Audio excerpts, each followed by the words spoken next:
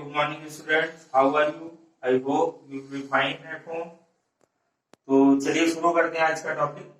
आज के टॉपिक में जो है हम कुछ वेक्टर एनालिसिस के न्यूमेरिकल को आगे बढ़ाएंगे। तो उसमें कुछ न्यूमेरिकल को एग्जांपल में ले रहे हैं, तो उनको आप देखें कि किस तरीके से हैंडल करना होगा। तो एक है कि show that vector A is equal to 2i minus J plus 2k and b is equals to 2i plus 2j minus 3k minus k are mutually perpendicular. यानी यहाँ पे ए और बी वेक्टर दिए हुए हैं और ये शो करना है कि आपस में परपेंडिकुलर होंगे, मतलब 90 डिग्री बनाएंगे। तो इसके लिए क्या करते हैं, हम डॉट प्रोडक्ट निकालेंगे। और आपको कंडीशन मालूम है कि if the two vectors are perpendicular then their dot product should be 0, means a dot b should be 0 there. So we find out a dot b there. तो a dot b निकालने में क्या करेंगे, हम a की ये value b की ये वैल्यू यानी डिजिट का डिजिट से मल्टीप्लाई चलाएं, यानी 2 into 2 और i से i के बीच में डॉट देंगे। फिर i का j के बीच में जब डॉट लेंगे तो i डॉट j 0 हो जाएगा, इसलिए उसे हमें जरूरत नहीं है। फिर i का जब k से डॉट लेंगे तो i डॉट k वो भी 0 हो जाएगा, उसकी जरूरत नहीं है। इस तरह सिर्फ i का i से, j का j से और k का k से डॉट प्रोडक्ट लें, क्योंकि अदर वाले बाकी सब वहां पे 0 हो जाए। तो कैसे हमें फॉलो करना है, 2 और 2 डिजिट है तो बाहर कर लें 2 into 2 और i का i से यानी i dot i in the same way plus लगा लें और j के साथ कोएफिशिएंट का माइनस का 1 यहाँ 2 है तो -1 into 2 j dot j plus, फिर अब k के साथ में 2 और यहाँ पे -1 रहेगा तो 2 into -1 और k डॉट k। तो अब i डॉट i 1 होता है, j डॉट k 1 होता है, k डॉट k 1 होता है, तो हमारे पास आ गया 4, यहाँ से माइनस का 2 और यहाँ से भी माइनस का 2, तो ये कैंसिल कर दिया क्योंकि प्लस का 4 रहेगा और माइनस का 4 रहेगा। तो आप वहीं पे ये कह देंगे कि क्योंकि डॉट प्रोडक्ट जो है गिवन वेक्टर्स का 0 है, that means the given two vectors are mutually perpendicular to each other. Okay, अब इसी तरीके से एक दो कुछ और हैंडल करते हैं। अब आपके माइंड में खुद आ रहा होगा कि परपेंडिकुलर दिखाना है तो ये दिखाया, पैरेलल के लिए क्या दिखाएंगे, तो पैरेलल के लिए क्रॉस प्रोडक्ट को हम 0 दिखा सकते हैं। Dot product for the scalar for perpendicularity we show dot product is 0 and parallelism के लिए हम लोग क्या दिखाते हैं, क्रॉस प्रोडक्ट इज 0। क्यों, क्योंकि क्रॉस प्रोडक्ट साइन थीटा पे डिपेंड करता है और a क्रॉस b की वैल्यू 0 कह जाएगी। क्यों, क्योंकि थीटा वहां पे 0 होगा तो साइन 0 पे 0 कर देगा। तो हम इसी न्यूमेरिकल को अब लेके चल रहे हैं कि prove that vector a is equal to इतना, vector b is equal to इतना, तो they are mutually perpendicular, not perpendicular, they are parallel का हम एग्जांपल ले रहे हैं तो पैरेलल को दिखा रहे हैं, दे आर पैरेलल। यानी हमें वेक्टर ए जो है 4i plus 3j plus k और b 12i plus 9j plus 3k are given and we have to show that these are the parallel vector. तो पैरेलल दिखाने के हमारे पास कई एक तरीके हैं। देखिए हम आपको 2-3 तरीके से इस चीज को बताते हैं। यानी फर्स्ट मेथड में आप ये समझ लो कि हमें ये दिखा देना चाहिए कि अगर कोई वेक्टर ए है और कोई वेक्टर अगर बी है तो वो लैम्डा टाइम्स बी होना चाहिए।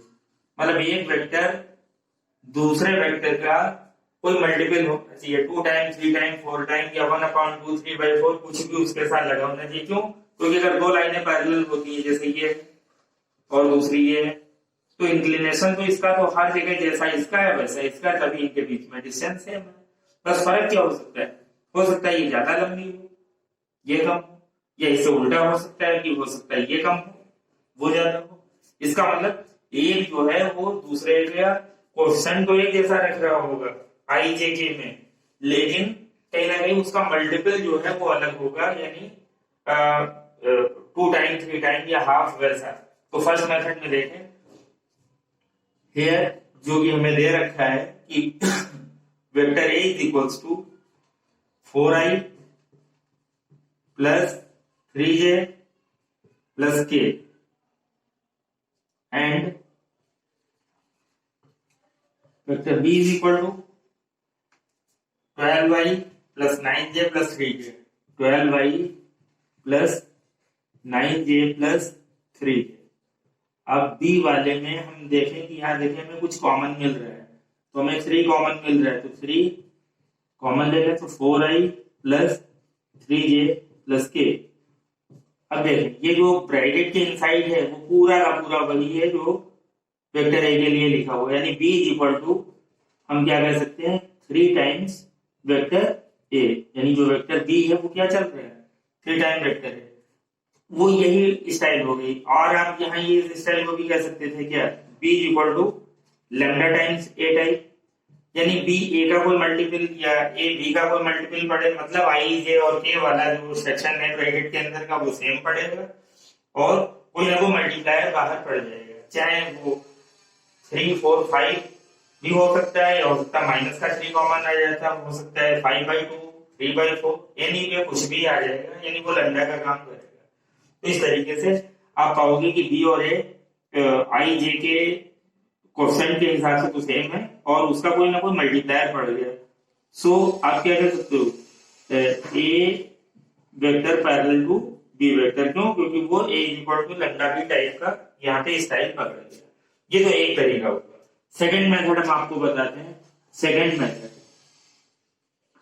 जैसे कि क्रॉस मल्टीप्लिकेशन मेथड में हम लोग क्वेश्चन को a1 b1 c1 और इसके क्वेश्चन a2 b2 c2 जैसे मान लेते थे लीनियर इक्वेशन में, ठीक उसी तरीके से हम जब ये a1 है, ये b1 है, ये c1 के साथ में 1 है, यहाँ a2 b2 और c2, तो हमें ये देखना पड़ेगा कि अगर ऐसा मिला a1 अपॉन a2 देख लें is equal to b1 upon b2 is equal to c1 upon c2, if you get the same value तो आप कहोगे कि ए और बी आपस में पैरेलल थे। तो यहाँ भी देखने चेक करें कि इफ आप पहले लिख देंगे if this then vector a and b are parallel to each other, ये आप पहले लिख देंगे। तो नाउ अब आप बारी बारी से चेक कर लें कि a1 upon a2 is equals to a1 upon a2 यानी 4 upon 12, 4 upon 12 that is 1 upon 3। Second one is b1 upon b2, b1 upon b2 that is 3/9, 3/9 that is 1 upon 3 again, and c1 upon c2 this will give k के साथ में 1 है और यहाँ k के साथ में 3 है, so you got here the same value from 3 steps as a1 upon a2 is equal to 1 upon 3 as well as b1 upon b2 and c1 upon c2 also 1 upon 3।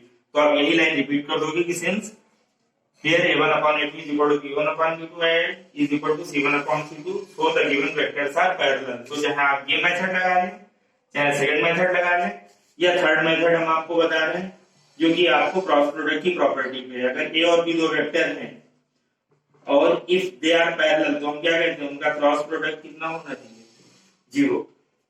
तो आप अगर मानते हैं कि अगर ये पैरेलल होंगे तो इनका क्रॉस प्रोडक्ट शुड भी 0, ठीक है।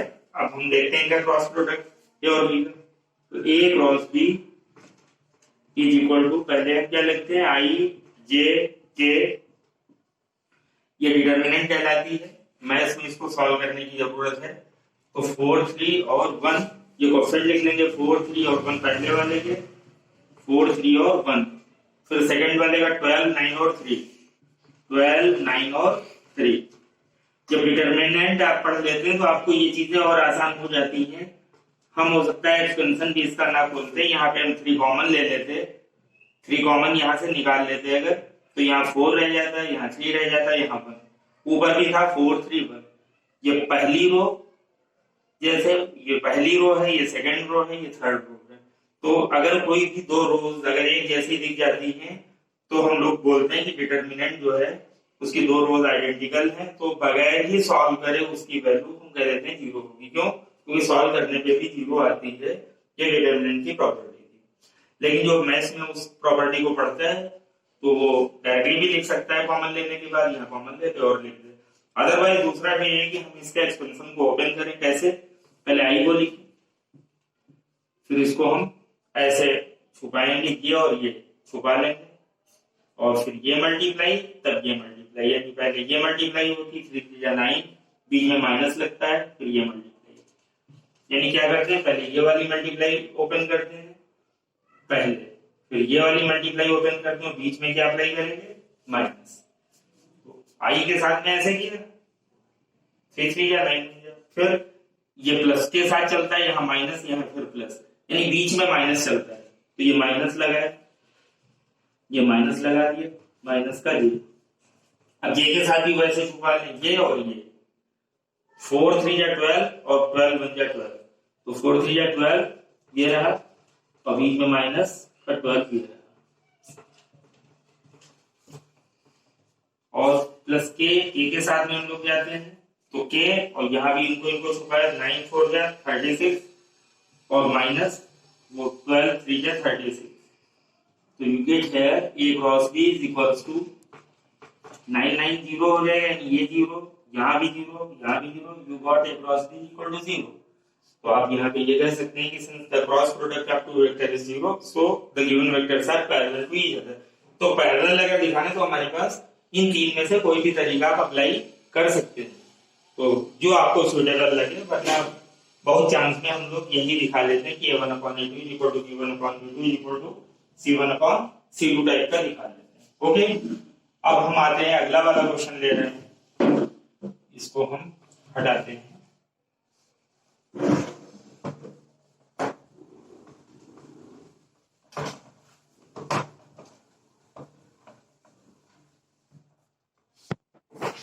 हटाते हैं। अगला क्वेश्चन है हमारे पास थर्ड वाला, जो है उसके आंसर पे हम आते हैं।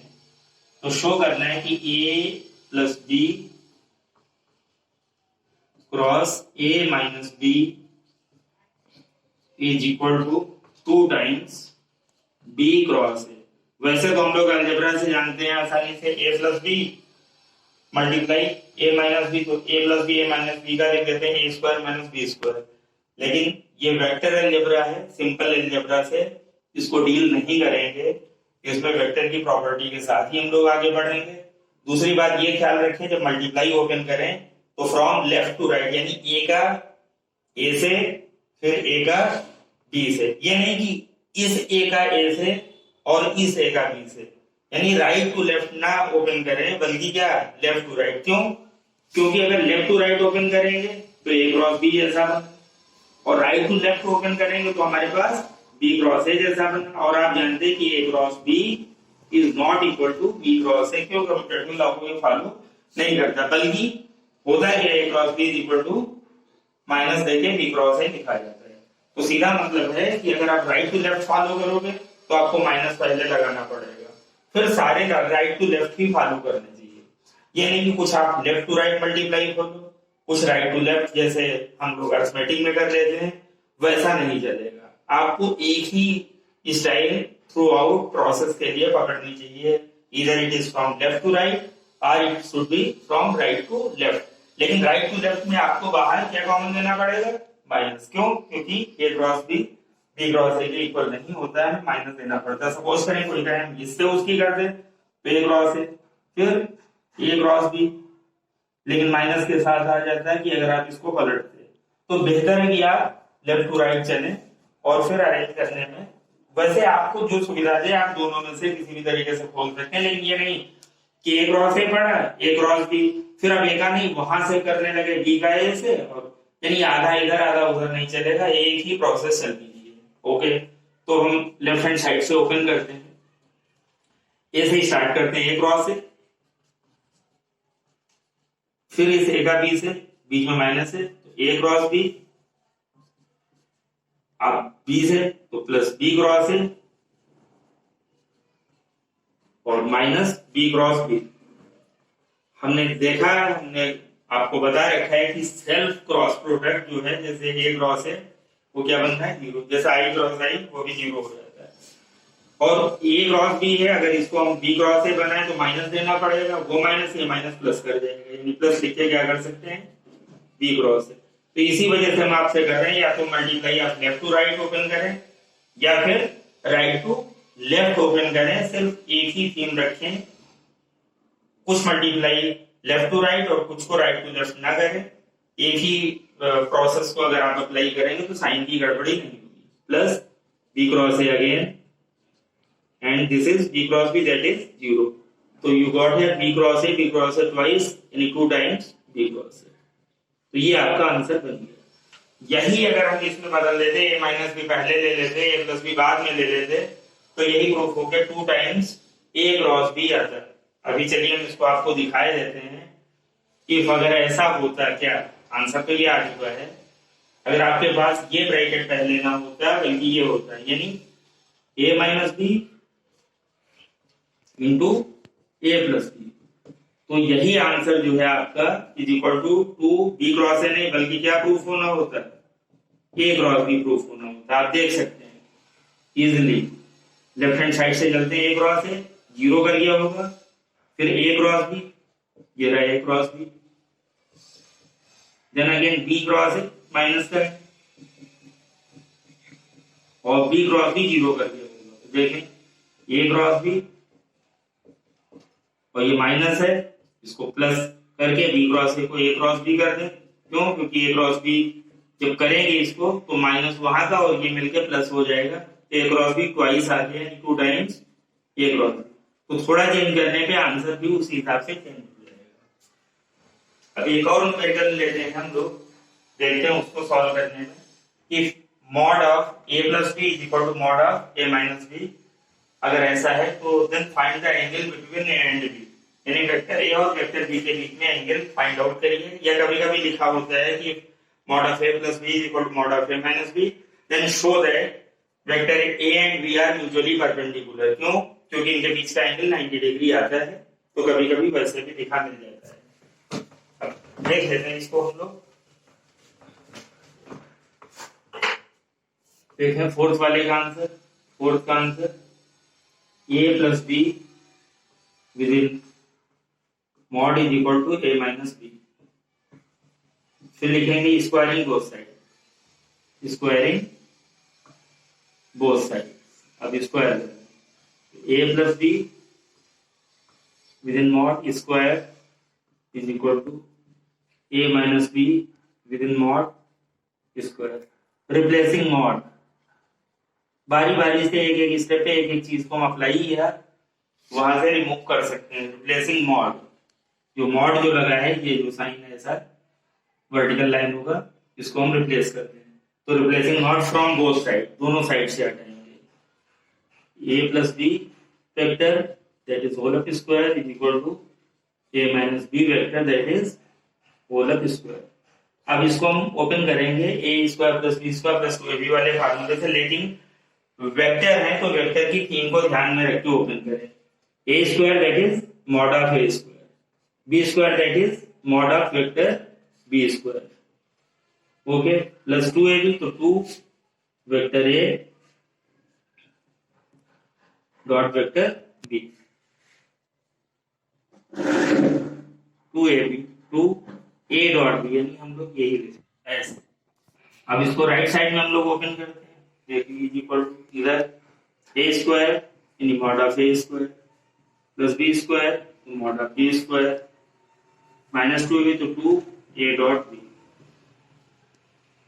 ये आप सभी जानते हैं कि मॉड ऑफ ए स्क्वायर को सिंपली ए स्क्वायर रह जाएगा, ये सिंपली बी स्क्वायर रह जाएगा, ये 2 ए डॉट बी, यहाँ भी simply a square simply b square minus 2 A dot b. तो ए स्क्वायर से a square cancel, b square से बी स्क्वायर कैंसिल, तो 2 ए डॉट बी, और इधर का 2 ए डॉट बी है तो उधर जाके क्या हो जाएगा 4 a dot B is equal to 0। Either 4 is equal to 0 और a dot B is equal to 0, तो आइदर 4 इज इक्वल टू 0 और a dot B is equal to 0। यानी अगर दो चीजों का प्रोडक्ट 0 हो तो हमको कहना पड़ जाता है या तो पहला 0 के बराबर होगा या दूसरा 0 के बराबर होगा, जिस तरीके से मैं इसमें solve. But 4 is not equal to 0 we know that because it is a digit, तो हमें क्या कहना पड़ेगा, so A dot B is equal to 0। इसको आप जनरली ऐसे कह लेते हो कि 4 a dot B is equal to 0, तो 4 अपॉन में गया 0 के, इसलिए 0 ने ए डॉट बी ही बचा है। तो आप जैसे भी बोल रहे हैं तो आइदर आर हम कहते हैं, तो इस तरीके से a dot B is equal to 0 आ गया। देयरफॉर क्या बोलेंगे, vector a perpendicular to the vector b. तो इस तरीके से जो है अगर प्रॉपर्टीज ध्यान वेक्टर की रखेंगे तो आप वेक्टर के क्वेश्चनों को हैंडल कर पाएंगे और सारी बातें फार्मूले के आसपास ही घूमती रहेंगी। थीम जो है वो फार्मूले के आसपास ही घूमती है, तो इसलिए इनको आप प्रैक्टिस में लें और जो है वो क्लास 11 के हिसाब से ये एक इम्पोर्टेंट टॉपिक भी पढ़ता है। तो आप वीडियो क्लिप को देखें और लाइक और सब्सक्राइब करना ना भूलें। और जो है फिर अगले सेशन में किसी और टॉपिक पे बात करेंगे। Okay, thank you, have a nice day.